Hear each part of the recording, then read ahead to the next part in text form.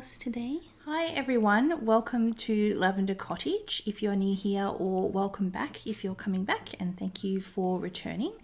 This is going to be episode 21 of just our sort of standard knitting and craft podcast. My name is Anna and this is Juliette. And normally Pia, my twin sister, would be on the podcast as well, but she is actually in Japan on holidays at the moment. Excuse me, Julia, I'm talking. So I'm coming to you from Melbourne or Naarm in Australia, and I'd like to acknowledge that the Wurundjeri people of the Kulin Nation are the traditional custodians of the land where I live and where I'm recording this video from, and extend my respect to their elders past, present and emerging, as well as any Aboriginal or Torres Strait Islander people who are watching this video. So yes, today is going to be just a sort of regular podcast where I work through finished objects, whips, and any plans that I have. We haven't made a podcast episode, Juliette, for a while. I might just move over a little bit. I think she really just wants to be in that spot for some reason. We haven't made a regular podcast video for a while. Thank you, Julie. I've actually had a few health issues. I've got at the moment a condition called idiopathic intracranial hypertension, which is where the brain produces a little bit too much fluid for an unknown reason, and it increases the pressure in your brain, and it's been giving me a lot of these sort of really crushing headaches. So when that happens, I haven't really been able to do very much, so it's kind of affected my crafting mojo. So I think that's why I haven't made a standard podcast episode for a little bit longer than I intended, but I think I've got a fair few things to share today, and I have knitting, crochet, and actually a little bit of embroidery today as well. So yeah, hopefully you find it enjoyable. So I think I will get into our first section, which we call hot off the hooks. So hot off the hooks is where we share any projects that we have finished recently. So for my first finished object, I actually have what I'm wearing today. So this is the SABAI or SABAI top. I'm not actually 100% sure how it's supposed to be pronounced. And this is a design from Susanne Müller, or her designer name on Ravelry is Paulastrickt. This top I knitted in BC Garn Allino, which is a 50-50 cotton linen blend. I got mine from Maker, but it's just like a commercial yarn. And the colour that I used, I have seen a few places give the colours names, but I'm not too sure if that's official or not, because this is the colour number 25. And in some places I've seen that called corn, which to me, like, it is quite a yellow based green, but I would still say it's more green than yellow. And in other places I've seen it called lime. So I'm really not sure if they're just names that the yarn shops have given the colorways, or if they're actually from BC Garn. So I'm not 100% sure. So some information about this project. With the needle size that was recommended in the pattern, which was a 4mm, I was able to achieve the gauge specified in the pattern, but I actually felt that the fabric was a little bit open for my personal preference, so I sized down to a 3.5mm needle, so I actually didn't get gauge. So I sized up one size from what I sort of should have been knitting according to the sizing in the pattern. So I think I should have knit the extra large, but I actually knit the extra large, which was the biggest size, and kind of just hope for the best. I did kind of calculate with my new gauge like what would be the closest, like what would be the stitch count of the body, and it was a few stitches off from the larger size, but it was close enough that I thought it would probably work. So I'm pretty happy with how it's turned out. Maybe the only thing that is, like, the armhole is slightly deeper, like it comes down to about here, but in some ways for a summer garment, maybe that's not the worst thing. Like, you don't want fabric right up in your armpit in summer. So yeah, I'm pretty happy with it, how it's turned out. I do find the linen is still like a tiny bit itchy, but I've only washed this I think 3 times, and I know that the BC Garn Allino does soften up sort of every time you wash it. Like when I did buy this yarn at Maker, they had a sample knit in this yarn, or like Emily, the store owner, was actually wearing it, and I was a bit sort of hesitant about it, and she said, oh, you know, feel this, and she said, you know, I've washed this dozens of times and it was actually really, really soft. So I think the more I wash it, the softer it will get. So yeah, I think that is the main details about this. It's probably now getting a bit cool to wear it in Melbourne. Like, we've now really moved into autumn, but I did get to wear it a couple of times in summer, and obviously I can pull it out again next summer. It's got this sort of like boat kind of neckline, which I think is just like a little bit of an interesting detail, and it's got the both the neckline and the hem have this sort of like ribbing, but then you do 2 rows of stockinette and then bind off. So it has, or this one is the cast on, but for the hem it's the bind off. So it has kind of like ribbing, but then with a slight roll. And I just thought it was like an interesting detail that I haven't, seen in other garments. It was quite nice. So yeah, I would potentially knit this again. It was like very easy to knit. And yeah, I'm happy. It's, you know, quite a wearable, like I think it could be, it's fairly casual, but could be dressed up if you wore it with some like nice pants and sandals or something like that. So yeah, happy with how that one turned out. So my next 2 FOs are some socks. The first one I actually haven't woven in the ends and blocked them yet, so they do look a little bit lumpy, but I don't know, in my mind I consider once I've kitchened the toe that it's a finished object. I probably shouldn't think of it that way because at the moment they're probably still not functional. So these are a pair of Scrappy Socks that I made, and I'll just hold them a little bit closer so you can see all the colors.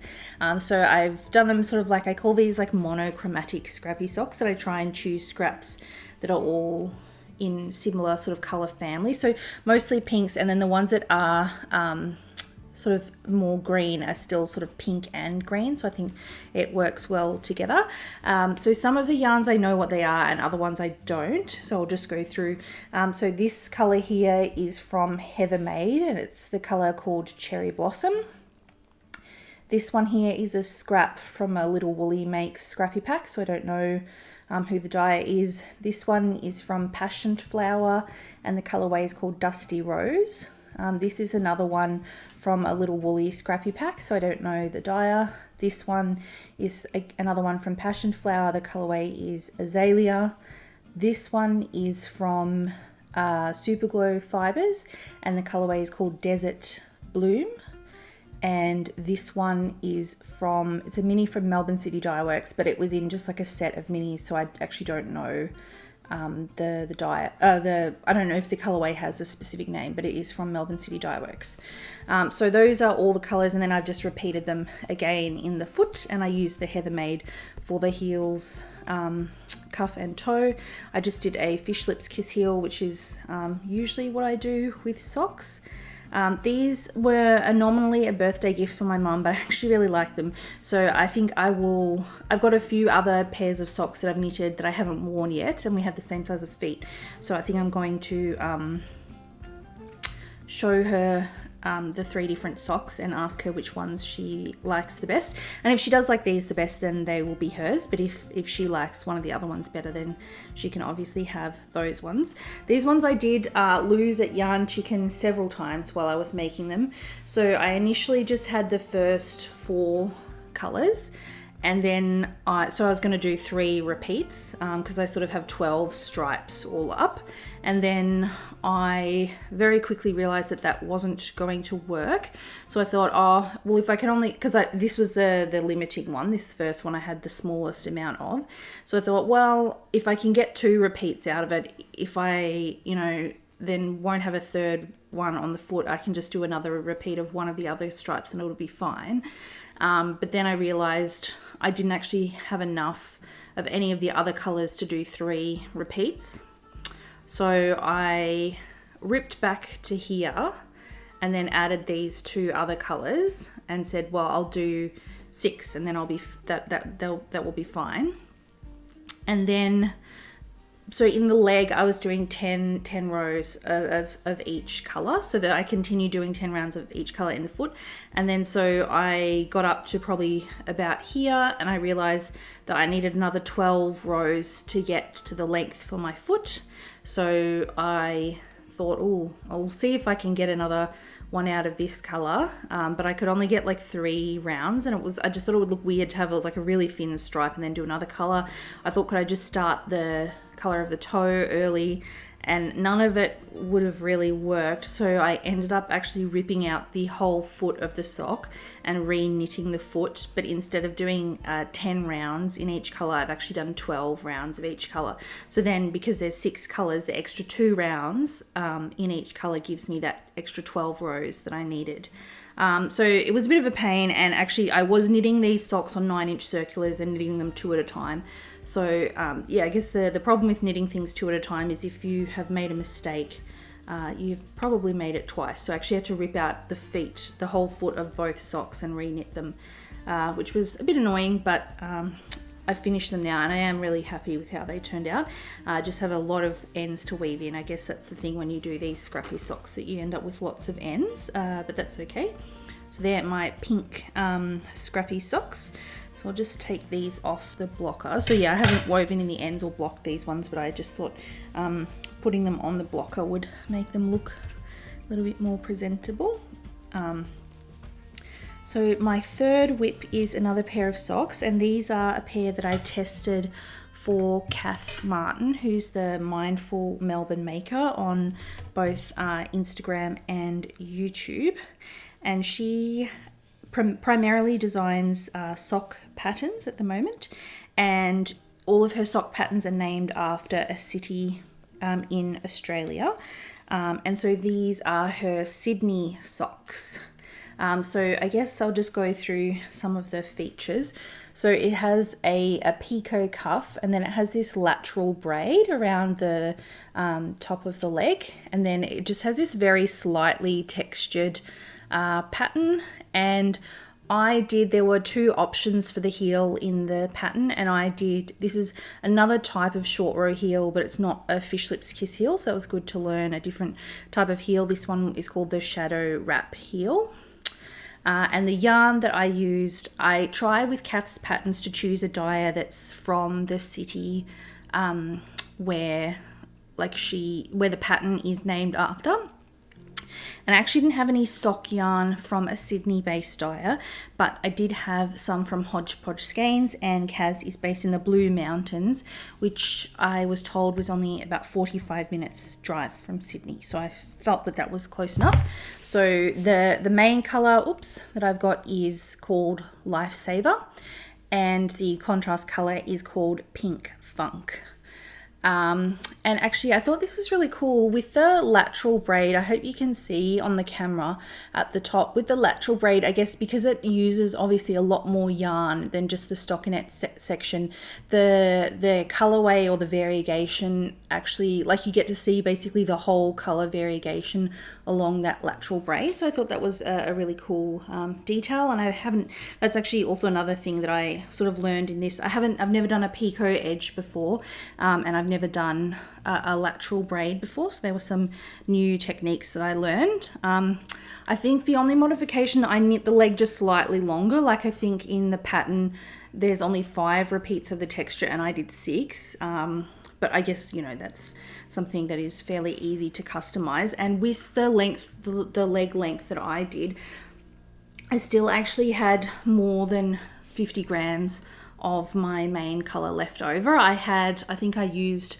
about 15 grams of the contrast color, but I only used about 46 or 45 grams, I think, of the main color. So if you did knit the leg length sort of to what is specified in the pattern, I think even in the biggest size you probably could get away with a 50 gram skein of yarn. I knit the medium, which is like a 64 stitch, which is just my usual, but I think this pattern you could do it with a 70 gram sock set if you wanted.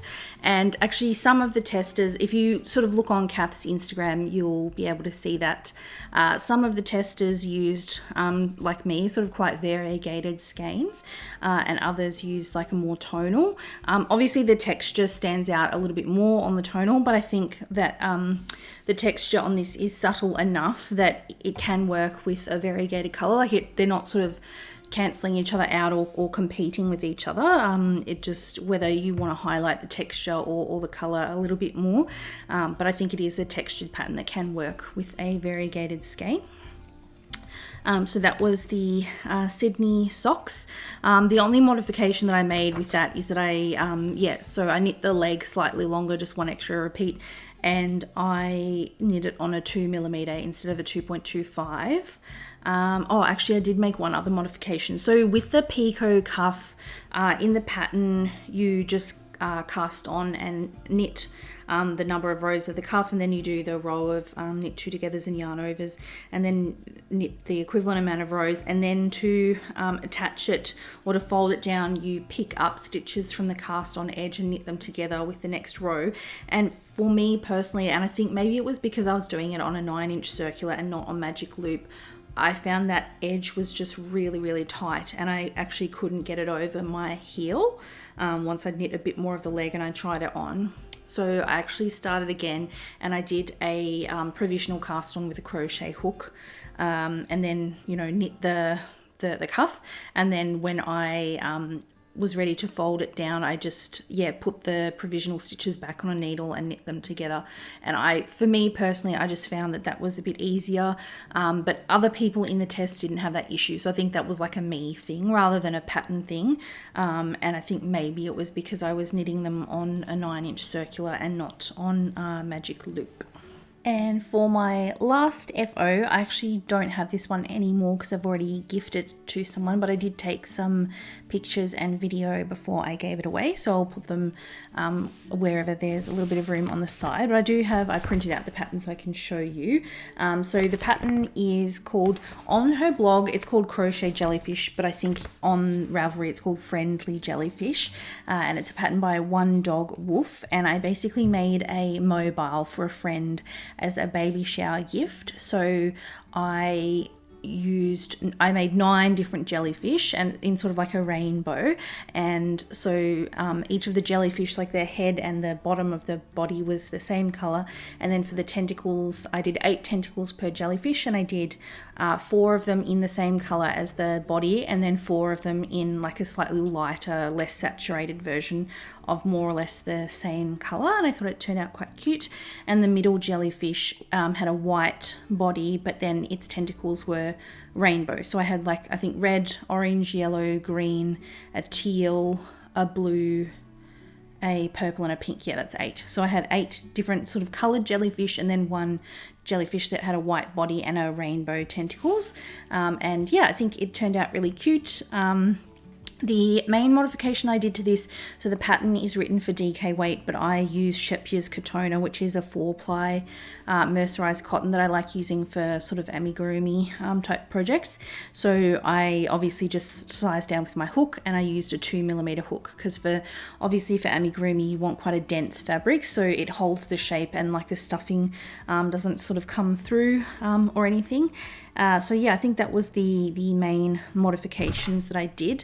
The mobile component itself, I bought it from a website called Mary Maker Studio, but I'm sure, to be honest, that's the type of thing that if you just went to Bunnings and bought some dowel, you probably could do something like that yourself for probably a lot cheaper than what I paid. I can't remember the exact cost of the mobile component, but maybe it was around $20 to $30, which I'm not, it was a bit expensive, but I was kind of on a tight timeline, and normally I would actually get my dad to help me with something like that, but he is also on holidays overseas at the moment. So yeah, I think there would have been a more economical way to do that, but that's kind of what I had available to me at the time.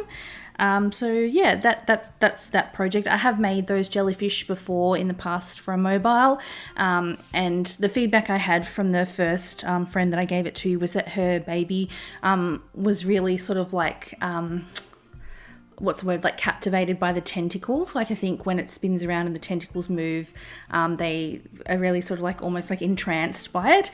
And this friend that I made it for, she, at the time, they didn't know the gender of the baby that they were having, but she likes really sort of bright, colourful stuff, so she just said anything rainbow will be lovely. So I thought I'll make a rainbow of jellyfish. So yeah, that is my final finished object. So now I will move on to talking about some of my whips. So this section of the podcast, we call it Whip It Good, and it's where we share any work in progress that we have. So whip means work in progress. And I have also 4 whips to talk about today. 3 of them are knitting and 1 of them is actually an embroidery project. So I might actually start out with that. So this was actually at the uni where I'm studying my PhD. The Graduate Student Association have from time to time like different classes and workshops you can do that are just more for sort of like not sort of academic skills, but just more for sort of well-being and health and that. So they have like, you know, free yoga classes and things like that. And so one of the classes that they had that I signed up for was an embroidery class. It turned out it wasn't really a class. Like the lady who organized it just was like, oh, I just bought some embroidery kits and I thought we could all do them together. So like it wasn't a class in the sense that there was a lot of instruction, but it was still fun and, you know, it was nice to meet different people. And so it just went for 2 hours. They gave us the kit and then, yeah, obviously I didn't finish in the 2 hours, but I got to take it with me. So this is what I have done so far, and I guess I can show the kit. And these are not expensive, so I think this Born to Create brand is actually the sort of craft supplies brand of Officeworks, which is like a chain stationery store in Australia. I think it would be similar to, I think in the US there's a store called Staples, I believe. So yeah, it's not expensive by any means, but it's a good, I guess, good little introduction to try some embroidery, and it's got a few different types of stitches, and it comes with instructions that teach you how to do the different stitches. So I think in the embroidery class I finished the black and the little stars, and then at home I've done the 2 wings, and then I've started doing the letters.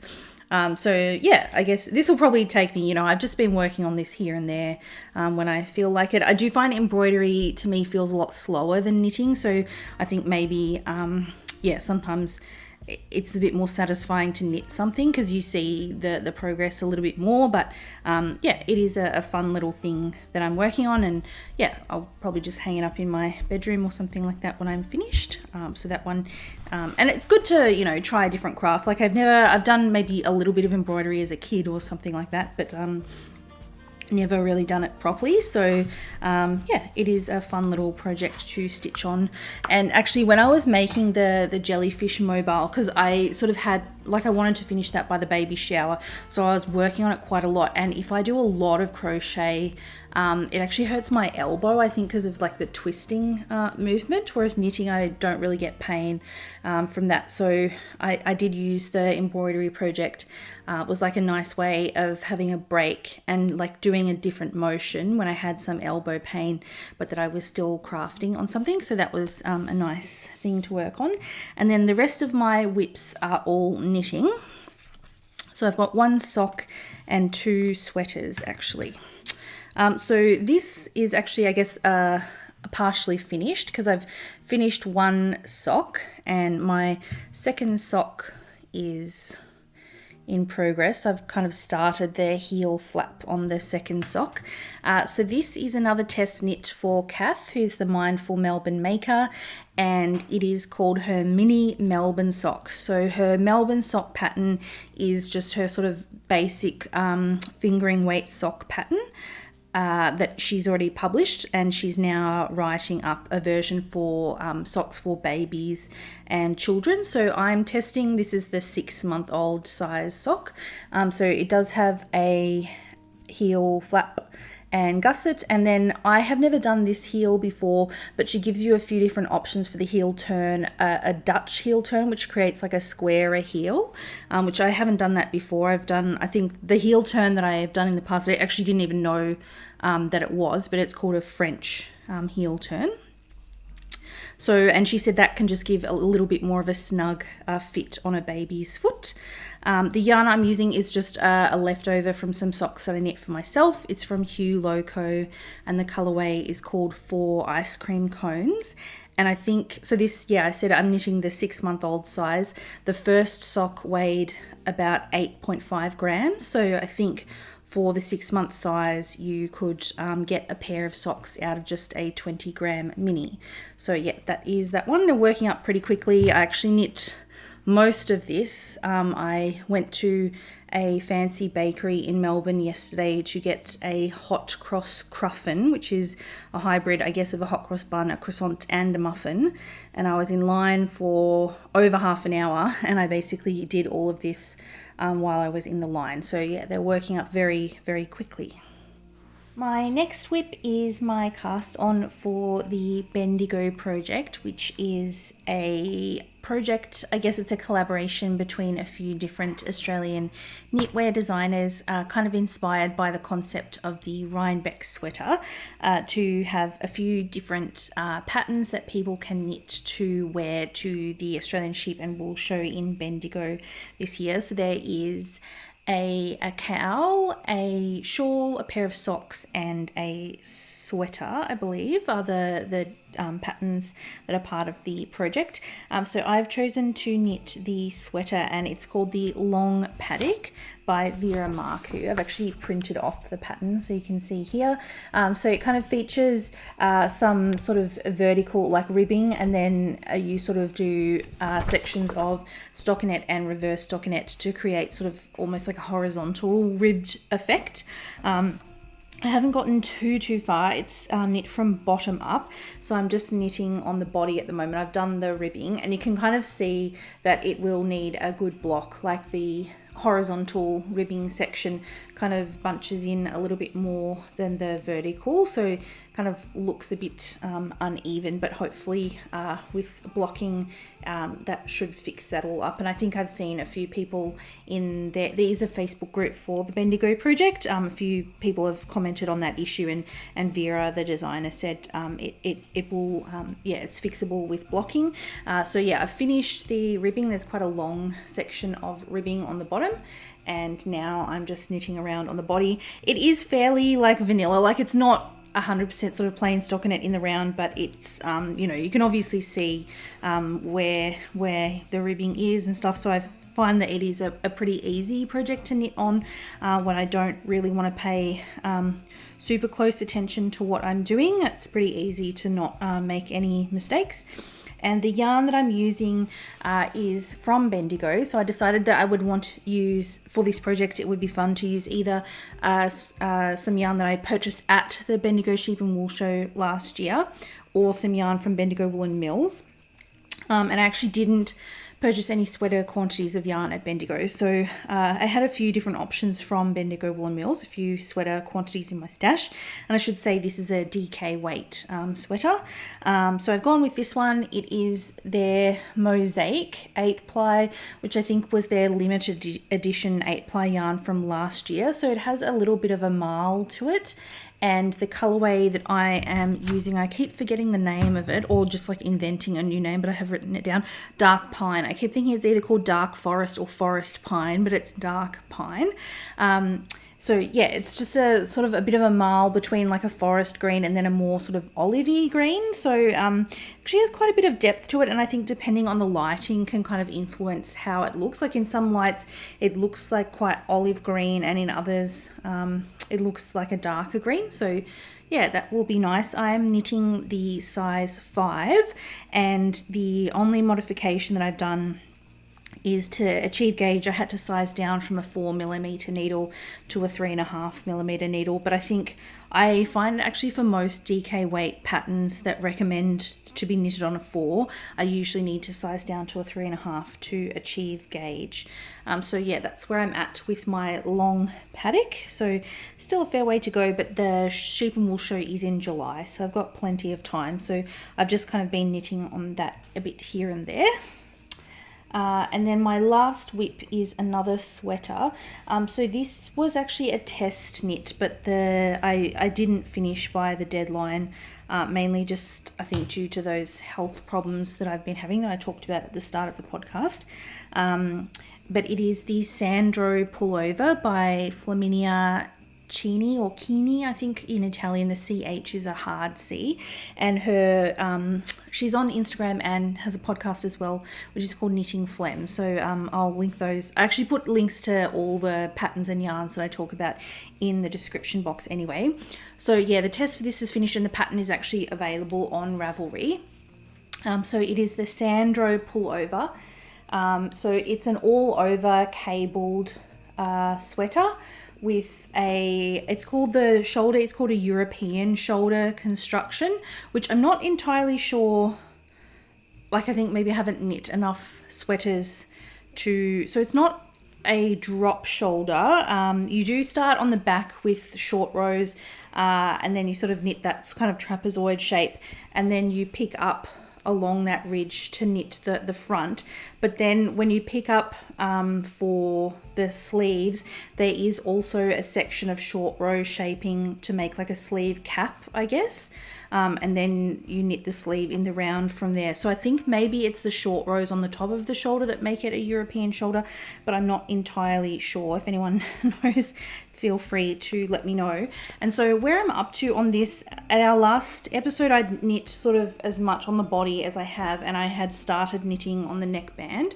So I finished the neckband and I've knit one sleeve up to where you finish the decreases, and then the other sleeve I've started and I've done the short row shaping on the second sleeve, and I'm now up to knitting in the round, but I haven't started the decreasing yet.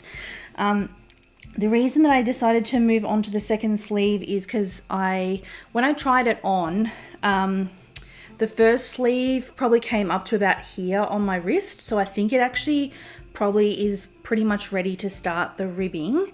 And the body sort of comes up maybe to about my natural waistline. So what I actually want to do is knit the second sleeve up to where I finish the decreases, so the same point, and then actually just wet block the whole project, because I'm not too sure how much this yarn will grow with blocking, and yeah, I don't want to have to sort of undo if I make the sleeves or the body too long. So that's kind of my plan at the moment, is to get the second sleeve up to the same point, and then I will wet block it and then make a decision. I think the body, I probably will have to knit a few, maybe another 5 centimeters or so before I start the ribbing, but I think the sleeves might actually be ready to start the ribbing straight away. I might actually even pause the recording for a bit so I can try it on for you. Ta-da! So yeah, as you can see, this sleeve is kind of, yeah, if this does grow a little bit with blocking, I think it probably is ready for the ribbing more or less. Yeah, obviously the second sleeve, but this is kind of how it looks. So I think it's just going to be like a very classic, like staple piece that is not really sort of like in style, but won't really go out of style either. And the yarn that I'm using, a bit of the ball that is attached to me, is another Bendigo one actually. So Bendigo Woolen Mills. It is their Woodlands 8-ply, which was their limited edition 8-ply from 2 years ago, I think. And it's a bit of a funny blend. I've written it down. So it's 83% wool, 10% bamboo, 4% mohair, and then 3% these sort of colourful neps. And the colourway that I have is called River Sand. So it's like a fairly neutral colour, but with these sort of primary colour neps. But if you like this yarn, their limited edition yarn for this year, which I think is called Rustic Tweed, they actually have a colourway that looks very similar. So I think the fibre composition is very slightly different, but would probably achieve more or less the same look. One other thing that I will say about this, and this is like, I guess, was due to me kind of deviating from the pattern. It's not a pattern issue again.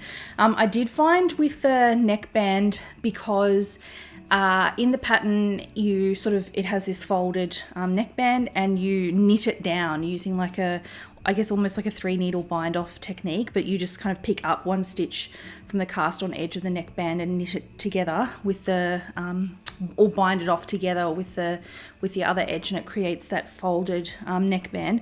But for me personally, I've had issues in the past where very occasionally, if it gets stretched a lot, the yarn can break, and then if the sort of sewing it down is also included in the bind off, like the collar can start to unravel. So I actually prefer to bind off the collar and then sew it down separately. So then if that yarn that is being used to sew down the collar does break, the bind off of the collar is not also going to be affected, and then you can just re-sew it back down a lot easier than if it actually, if the stitches start to come undone. So I chose to sew it down, and I think because of that, I should have actually done one less stitch or one less row on the inside of the collar, because when I did it that way, the purl ridges were actually kind of facing out, because I guess like the bind off kind of almost adds an extra row and then sewing it down. So I actually then undid the sewing and undid the bind off and undid one round of the ribbing and then bound off and sewed it down again, and I think it sits a lot better. So I think in the future, yeah, if the pattern instructs me to knit down the folded collar, I will do one less round on the inside of the collar if I'm going to bind it off and sew it down. I guess if it didn't have that purl bump ridge, it wouldn't really make a difference. But I think given that it did, yeah, I just found it was better like that. And I think Flaminia on her podcast, like she's knitting a second sample of it, and she chose to sew down the collar on that sample, and she had the same issue, and that's how she fixed it. So that's actually where I got the idea to do that for. So I might take this off now because I'm getting a bit warm. So that is actually all of my whips that I've gone through. So I will now move into the last section of the podcast.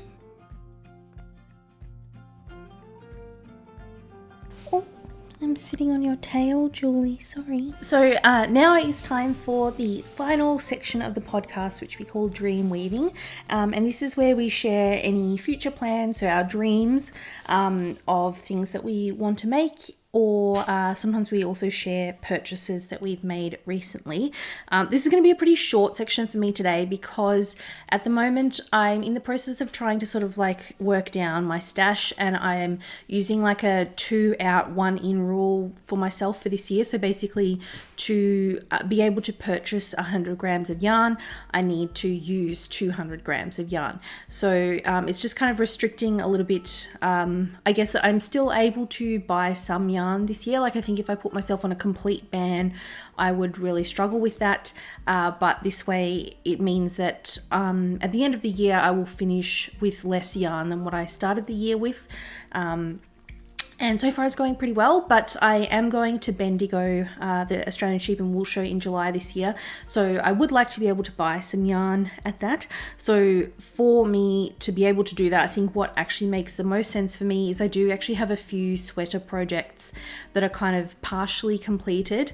Yeah, what would be the smartest thing for me to do? And I also do want those sweaters, and I think like some of them I kind of like hibernated them because it kind of got to the warmer weather in Australia and I wasn't finished them sort of towards the end of last year.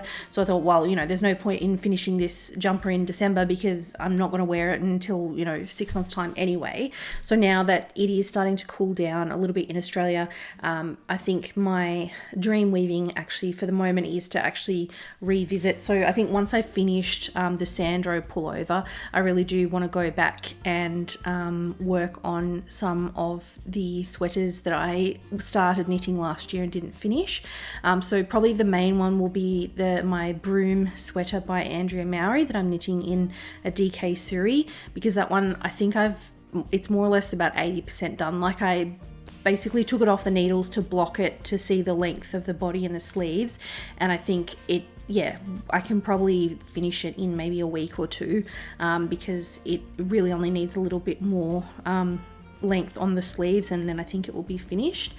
So once I finish the Sandro, I think that will be my main priority. I did also start knitting the Fleck pullover, which is an all over Intarsia sweater, but I'm only about halfway through the front panel on that one. So because obviously it's Intarsia, it's knit flat. So that one, I don't know whether I could finish that before Bendigo, but at least I want to finish the broom. And I do actually have a second mini mock tank that I started that I'm probably about maybe a third or half of the way through, but that is a quicker project because it's obviously just a tank top. So I think those two, I could finish them before Bendigo, and then I would have a little sort of allowance of yarn that I could purchase at Bendigo. So that's kind of my main dream weaving. And then I think some of my new dream weaving plans will also come into more crystallize a little bit when Pia gets back from Japan, because she did also purchase some fabric for me when she was in Napori Fabric Town in Tokyo. So I think that will kind of be a little bit more clear to me once she gets back. I did also attend the Australasian Quilt Convention a couple of weeks ago, but I shared what I purchased from there in my April Crafty Moments vlog, which I think this podcast will probably actually come out before that one does, because we're only part of the way through April. But if you want to see what I bought at the Australasian Quilt Convention, I probably won't double it up and show it here, but you could watch the April Crafty Moments vlog when it does come out. So yeah, I think my main dream weaving at the moment is actually just to revisit some whips that have been hibernating and give them a little bit more love. So yeah, apologies for a shorter dream weaving section today. I think this podcast is probably going to be a bit of a shorter episode, because usually like Pia would be sharing her FOs and whips and stuff as well. So I guess like, yeah, maybe it will be half the length of a normal episode, but yeah, that's okay. Pia actually does come back in about a week's time, so I think we will have a knit and chat where she talks about her trip and shares some of the things that she bought on her trip, because yeah, she did have a really good time in Tokyo, visiting some sort of haberdashery and fabric shops, and just she's had a really good time in Japan in general. So that will be our next video after this podcast, will either be that knit and chat or my April Crafty Moments vlog. So that's the three main kind of like types of videos we make on the channel, is a regular podcast, a knit and chat, and then I do a monthly vlog every month. I started doing that this year.